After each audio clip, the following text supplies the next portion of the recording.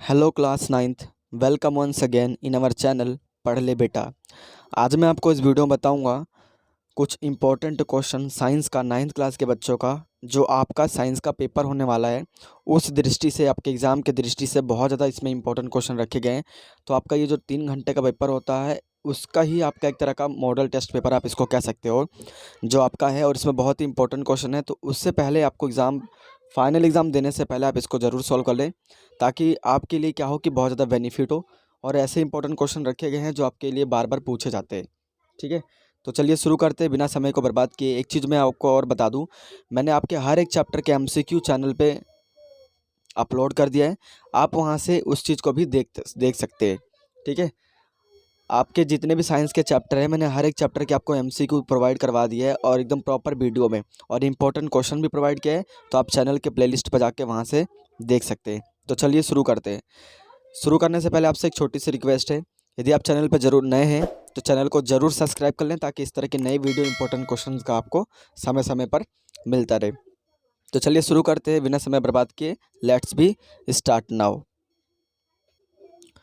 आपका पहला क्वेश्चन आपको यहीं पर दिख रहा होगा कि आरबीसी और डब्ल्यूबीसी का पूरा नाम बताइए। ठीक है, आप खुद एक बार कमेंट जरूर करना कि आपको पता है या नहीं पता है कि आरबीसी और डब्ल्यूबीसी का नाम क्या है।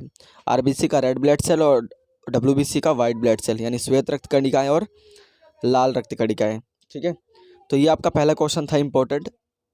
देखते हैं अगला क्वेश्चन हमारा क्या कहता है। ये देखिए दूसरा, नारियल का रेशा किस उत्तक से बना होता है। ये भी मोस्ट इंपॉर्टेंट क्वेश्चन में से आता है कि भाई जो नारियल का रेशा होता है वो किस उत्तक से बना होता है। ठीक है, तो वो होता है स्क्लेरेन कायमा उत्तक। ठीक, आगे देखते हैं क्या कहता है। उस उत्तक का नाम बताइए जो हमारे शरीर में गति के लिए उत्तरदायी है। इसका आंसर आप खुद ढूंढना। ठीक है, और आपको पता होना चाहिए कि क्या चीज़ है, किस उत्तक के कारण जो हमारे शरीर में गति होता है। तो मांसपेशीय उत्तक जो होती है जिसके कारण गति होता है शरीर में। देखते हैं अगला चौथा क्या कहता है। ये देखिए चौथा क्वेश्चन कि प्लाज्मा झिल्ली का निर्माण किन पदार्थों से हुआ है। तो लिपिड और प्रोटीन से हुआ है। एक मोस्ट इंपॉर्टेंट क्वेश्चन है, आप पहले इनके आंसर खुद ढूंढना। अगर आपको नहीं मिलता तो मैं आपको प्रॉपर एक वीडियो में प्रोवाइड करा दूंगा, आप मुझे कमेंट जरूर करना, मैं उसकी एक प्रॉपर हर एक क्वेश्चन की आंसर आपको प्रोवाइड करवा दूंगा। चलिए देखते हैं अगला क्या कहता है हमारा। ये देखिए इसमें कहता है कि यदि किसी परमाणु में एक इलेक्ट्रॉन और एक प्रोटॉन हो तो उसमें से कोई आवेश होगा या नहीं होगा। ये आपको खुद ढूंढना होगा। ठीक है, और ढूंढ के आप कमेंट करके जरूर बताइए कि आवेश उस पर होगा, कोई चार्ज या नहीं होगा। ठीक है, अगला देखते हैं। ये भी मोस्ट इंपॉर्टेंट क्वेश्चन में आता है कि परमाणु को किस अक्षर से निरूपित किया जाता है। तो यू अक्षर, यानी यूनिफाइड द्वारा उसको जो है परमाणु को, मास को जो निरूपित किया जाता है, रिप्रेजेंट किया जाता है। ठीक है, चलिए देखते हैं अगला क्या कहता है। ये देखिए सातवां क्वेश्चन आपका इंपॉर्टेंट क्या कह रहा है। अमोनियम में नाइट्रोजन एवं हाइड्रोजन के अनुसार सदैव, अमोनियम में नाइट्रोजन एवं हाइड्रोजन के द्रव्यमानों के अनुसार सदैव डैश के अनुपात में विद्यमान होते हैं। यानी कितने रेशो में होता है ये आपका 14:3। ठीक है, 14:3 के रेशो में ये जो है फॉर्म में होते हैं नाइट्रोजन और हाइड्रोजन। ठीक है, देखते हैं अगला क्या हमारा इंपॉर्टेंट क्वेश्चन कहता है। ये देखिए आपका आठवां क्वेश्चन क्या कह रहा है। आठवां क्वेश्चन कहता है कि निम्नलिखित में से जल की भौतिक अवस्था क्या है। जल की भौतिक अवस्था जो नेचुरल अवस्था होती है वो 25 डिग्री सेल्सियस होती है। ठीक है, आपको पता होना चाहिए इसका भी। अगला देखिए क्या कह रहा है। अगला कह रहा है कि स्वचालित वाहनों में एक यंत्र लगा होता है जो उनके द्वारा तय की गई दूरी को प्रदर्शित करता है। इस यंत्र को क्या कहते हैं। इस यंत्र को कहते हैं ऑडियोमीटर। ठीक है, ये आपका 9वां क्वेश्चन था। देखिए अगला क्वेश्चन क्या कहता है। ये भी मोस्ट इंपॉर्टेंट क्वेश्चन में आता है कि ध्वनि की श्रव्यता का परिसर क्या है। तो आपका ध्वनि की जो श्रव्यता का परिसर है वो 20 हर्ट्ज से 20,000 हर्ट्ज, या आप कह लो कि 20 किलो हर्ट्ज। ठीक है, 20,000 हर्ट्ज तक की इसकी श्रव्यता होती है ध्वनि की। हर्ट्ज को आपको HZ से निरूपित किया जाता है।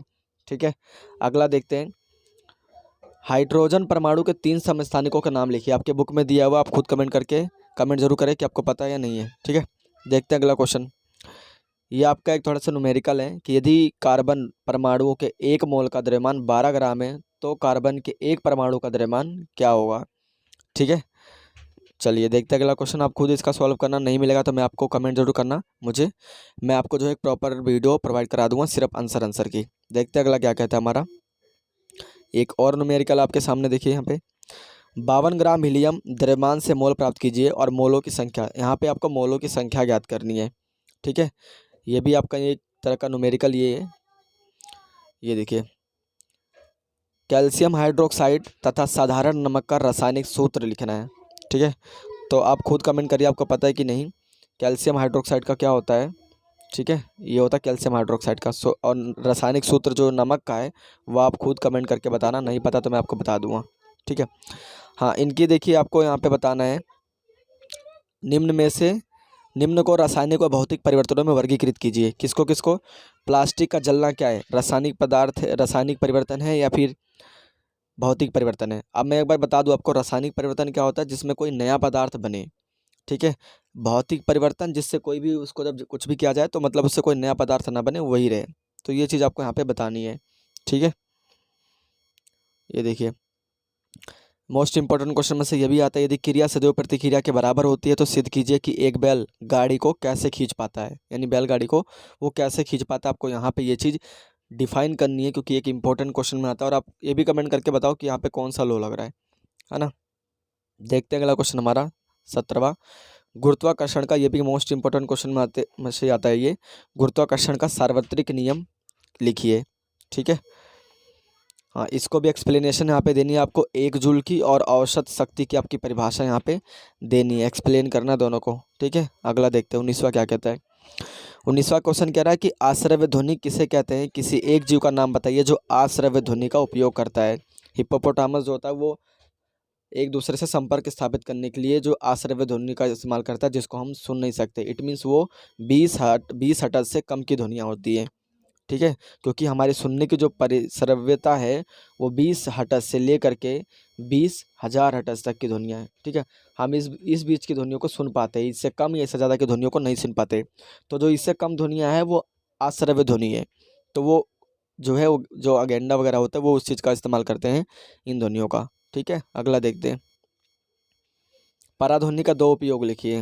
Right any 2 uses of ultrasound. ठीक है, तो आपको खुद ये चीज़ का बताना है। 21वां क्वेश्चन भी आपका मोस्ट इंपॉर्टेंट में आता है। देखिए, कोशिका के लिए माइटोकॉन्ड्रिया किस प्रकार लाभदायक है, वर्णन कीजिए।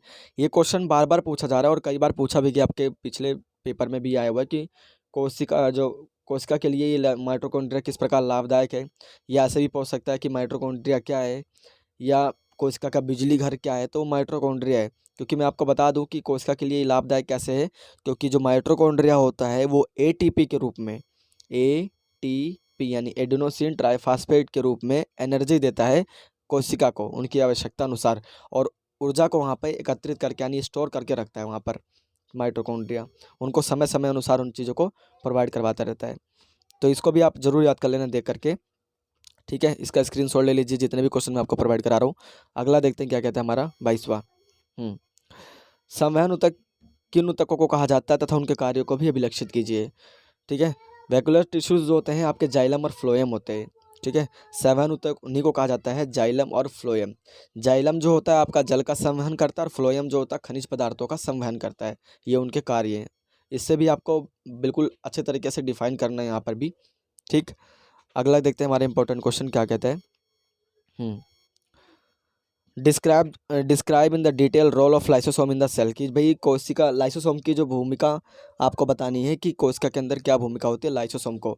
तो अपशिष्ट निपटाने वाला तंत्र जो होता है, वेस्ट मटेरियल्स को जो डिस्ट्रॉय करता है या उनको कोशिका के अंदर से बाहर निकालता है, वो फिर लाइसोसोम उसका काम होता है।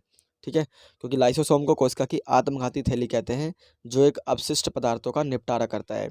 या आपको ये ऐसे भी कह सकते हो भाई कि जब भी कोशिका जो क्षतिग्रस्त हो जाती है तो क्या होता है, लाइसोसोम की जो थैली होती है जिसमें पाचक एंजाइम होते हैं अपशिष्ट पदार्थों का निपटाने के लिए, वो उसी कोशिका को ही पाचित कर लेते हैं। ठीक है, तो मैं आपको बिल्कुल प्रॉपरली एक्सप्लेन नहीं कर रहा हूँ क्योंकि वीडियो को ज़्यादा ही लंबी हो जाएगी। ठीक है, चलिए देखते हैं अगला क्या कहता है हमारा।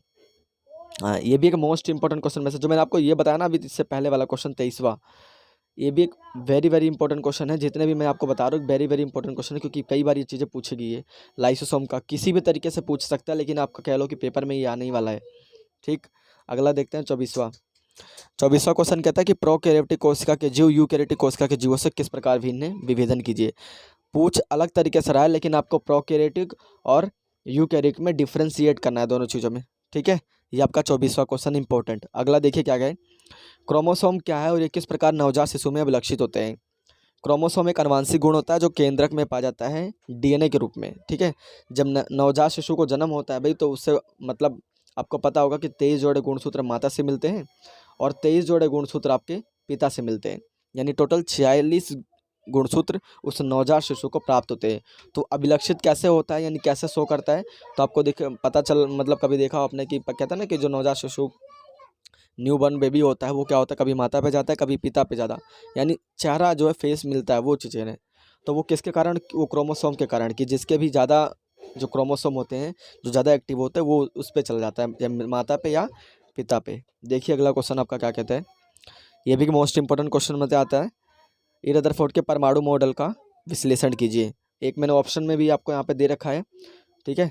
रदरफोर्ड के परमाणु मॉडल की कमियां बताइए। ये दोनों चीज़ें आपको अच्छे तरीके से बिल्कुल परफेक्टली याद कर लेना वर्ड टू वर्ड, ठीक है। देखते हैं अगला क्या कहता है हमारा। हाँ, ऐसे क्वेश्चन भी पेपर में कई बार आया और बच्चों को समझ में नहीं आता है। कह रहा है 3 परमाणु स्पीशीज के केंद्रकों का संगठन नीचे दिया गया है, कौन कौन से हैं, एक ए है, एक बी है, एक सी है, तीनों का नाम पूछ रहा है। तो आपको मैं बता दूं, देखो प्रोटॉन जो होता है, जितने प्रोटॉन होता है उतनी ही परमाणु संख्या होती है। इसका मतलब परमाणु संख्या को जेड से निरूपित किया जाता है, पता ना। इसका मतलब जेड भी क्या है 8, तो 8वें नंबर पे क्या आता है ऑक्सीजन, तो ए का नाम क्या हो गया ऑक्सीजन। अब देखिए अगला छठा बी पे क्या आता है कार्बन, मतलब छठे नंबर पे कार्बन आता है, ये बी क्या होगा कार्बन। फिर एक छठा है वो भी कार्बन होगा और वो भी क्या होगा सी का नाम भी कार्बन होगा। अब वहाँ पर पूछा गया तीनों का द्रव्यमान बताना है, द्रव्यमान संख्या ज्ञात करनी है। तो प्रोटॉन और न्यूट्रॉन का जो टोटल होता है वो द्रव्यमान संख्या होती है। तो ए का अगर आपको निकालना है तो इनको जोड़ दे दिए 16 इसका द्रव्यमान संख्या, बी का द्रव्यमान संख्या क्या होगा 12 और सी का द्रव्यमान संख्या कितना होगा 14। ये आपका टोटल द्रव्यमान संख्या है।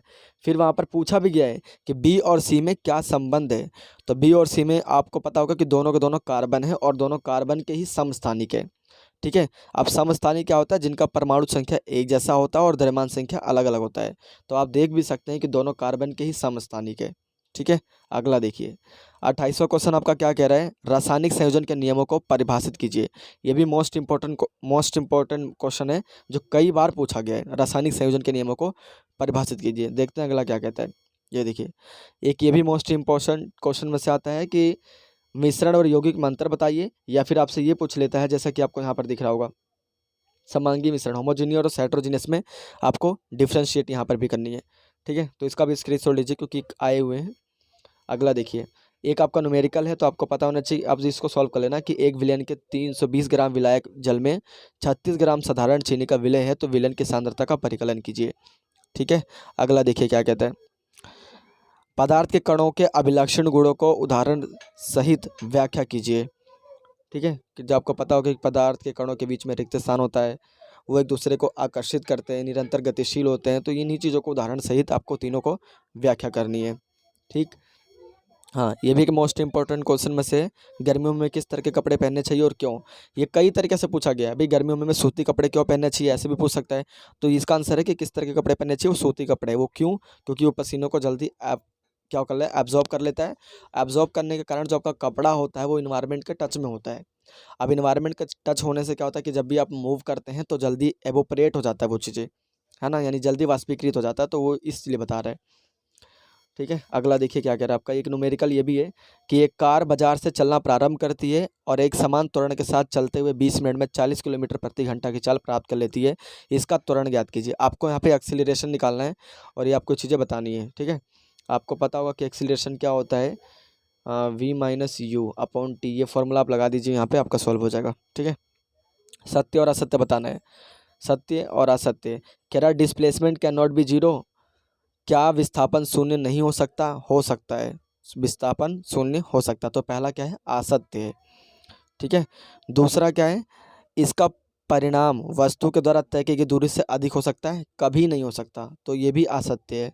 विस्थापन वस्तु द्वारा तय की गई दूरी से सदैव कम होता है, ये थोड़ा सही हो सकता था, लेकिन बट उसने वहाँ पर एक वर्ड पूछ लिया सदैव कम होता है, नहीं, उसके बराबर होता है, उससे कम होता है, लेकिन उससे ज़्यादा कभी भी नहीं हो सकता डिस्प्लेसमेंट, ठीक है।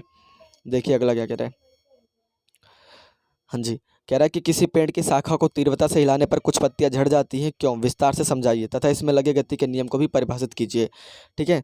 अब भाई अगर मान लें कि अब छोटा सा पेड़ आप जब उसको हिलाते हैं तो उसकी पत्तियां रेस्ट मोशन में होती है ना, विरामावस्था में होती है, जब आप उसको हिलाते हैं तो उसमें क्या आती है, गति आ जाती है। तो गति में आने का विरोध कर रही है, इट मीन्स कि पत्ती गति में नहीं आना चाहती, वो वहीं रेस्ट मोशन में रहना चाहती है।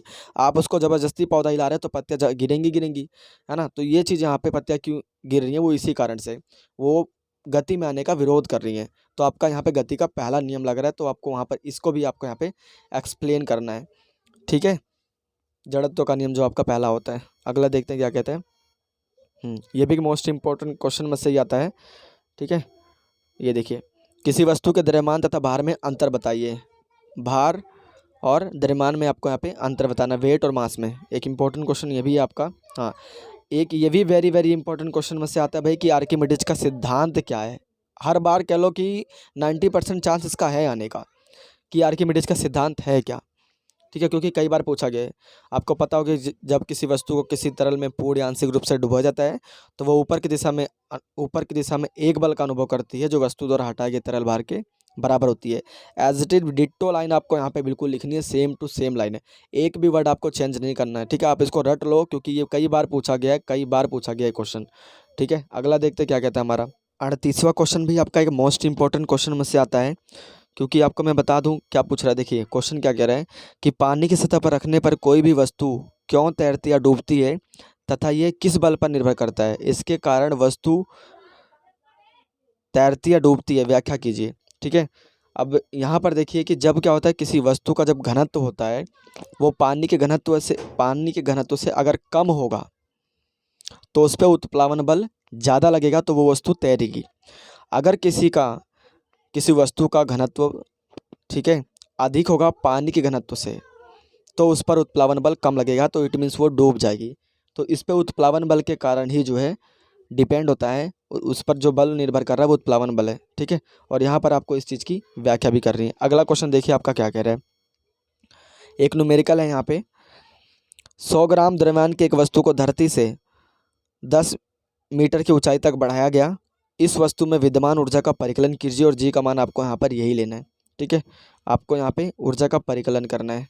अगला क्वेश्चन देखिए, चारगाह क्या है, ठीक है। चारगाह आप क्या, आप खुद कमेंट करके बताना कि चारगाह क्या होता है, ठीक है। ये भी एक मोस्ट इंपॉर्टेंट क्वेश्चन में से आता है और ये मधु उत्पादन से कैसे संबंधित है। जब मधु उत्पादन से है तो मतलब मधु से ही रिलेटेड है ये, ठीक है। अगला देखिए क्या कह रहा है। अगला क्वेश्चन कह रहा है कि जैविक और अजैविक कारक किस प्रकार फसल उत्पादन को प्रभावित करते हैं। एक ये भी मोस्ट इंपॉर्टेंट क्वेश्चन में से आता है, तो कमेंट करके ज़रूर बताना, ठीक है, कि इसका आपको पता है या नहीं पता। मैं तो बता ही दूंगा आपको नई वीडियो में एक प्रॉपर। अगला देखिए, एक मोस्ट इंपॉर्टेंट क्वेश्चन में से आपका ये भी आता है कि IUPAC और DNA तथा ATP का फुल फॉर्म बताइए, ठीक है। International pure and applied chemistry, deoxy ribo nucleic अम्ल, और ATP का क्या है, एडेनोसिन ट्राइफॉस्फेट, मैंने आपको पहले बता दिया था, ठीक है। तो आपके ये टोटल क्या है, बहुत ही मोस्ट इंपॉर्टेंट क्वेश्चन 42 हैं जो आपके एग्ज़ाम में आ सकते हैं। तो आप पेपर देने से पहले इस हर एक क्वेश्चन को सॉल्व कर लें, याद कर लें, उसके बाद आप पेपर दें तो आपका पेपर 100% बहुत अच्छा जाने वाला है, ठीक है। क्योंकि बहुत इंपॉर्टेंट क्वेश्चन इसमें रखे गए और जो कि बार बार पूछे जाने वाले हैं। तो इस वीडियो में तो फिलहाल इतना ही। अगर मैं एक चीज़ और आपको बता दूं कि हर एक चैप्टर की मैंने आपको जैसा बताया कि MCQ मैंने बता दिया, आपको इंपॉर्टेंट क्वेश्चन भी प्रोवाइड कर दिया है, तो आप उन चीज़ों को भी जरूर देखना। हर एक चैप्टर के आपको इंपॉर्टेंट क्वेश्चन मिल जाएंगे। ये तो आपका डेमो था पेपर का, बिल्कुल 3 घंटे का पेपर, ठीक है, जो इस तरीके से आपका पेपर आने वाला है। और बहुत कह लो कि मुश्किल भी उतने नहीं होंगे बट उतना आसान भी नहीं होगा। ये आपका बहुत इंपॉर्टेंट है हर एक क्वेश्चन, इसको ज़रूर आप याद कर लेना। तो इस वीडियो में फिलहाल इतना ही, मिलते हैं नेक्स्ट वीडियो में, तब तक के लिए जय हिंद।